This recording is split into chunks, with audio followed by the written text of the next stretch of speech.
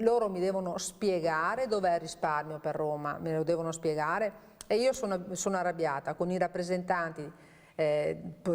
politici del territorio a livello nazionale, perché non è vero che l'hanno difeso, perché se tu vuoi difendere una cosa del genere ti leghi in piazza, ti leghi davanti al tribunale, tu che sei un rappresentante romano, che sei lì e che ti abbiamo mandato noi, ti vai nel tuo tribunale della tua città che ti ha eletto,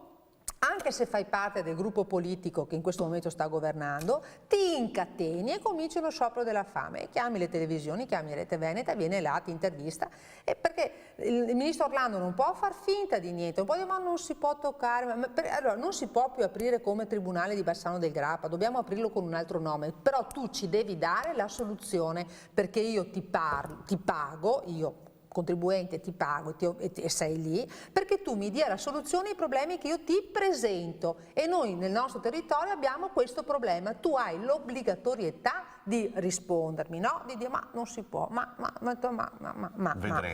vedremo cosa, sono passati gli anni, io ammiro i politici che riescono a criticare anche il loro partito, cioè devi avere, perché ha ragione la signora, quando